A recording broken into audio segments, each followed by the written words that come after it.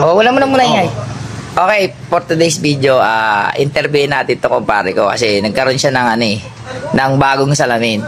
So pare, ano masasabi mo na meron kang bagong salamin na worth 11,000 ang presyo? Ano bang kagandahan niyang salamin mo? Ba't sobrang mahal?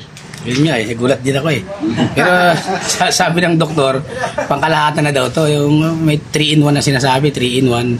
Pambasa, pang malayuan. At tas sa araw, lalo siyang nag-dark, nag-change color.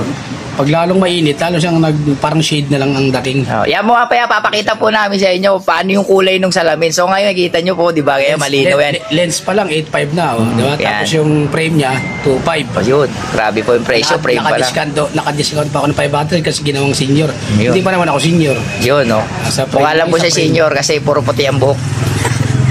So yun. So, pwede ba nating makita yung yan? Pwede ka ba pumunta sa araw? Punta po siya sa araw. Wait lang. So ayan po tingin ba sa inyo, nagiging kulay parang pula-pula na Ayan Nagiging mistiso na po siya. Pula o blue? Pula. Kahit kanina nag-blue Tingin ko blue Change color nag-iiba-iba. Kailangan po tingnan lang ka sa araw. Yun po, pansinin nyo. Kulay pula lang po. Nagpupula-pula po yung So, yan daw po ay para hindi siya masilaw. Yung progressive? So, yan paano na rin yan sa, mo? Lahat. Pati sa pagsi-cellphone. Anti-radiation. So, yun lamang po. So, ano ngayon masasabi mo dahil masaya ka naman, may bago kang Oo, siyempre. Yan, so, hirapan magbasa. Yun. Diba? Makikita mo na sila. Hindi na, tatapon ko nitig 50 ang salamin.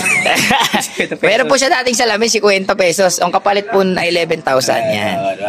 So, wala ka bang gustong pasalamatan? Kasi alam ko, may gusto kang pasalamatan dahil siyempre may kahati ka dyan Salamat din ako sa company kito paano, mga reimburse naman. Iyon. So, shout out sa AP Cargo Logistics.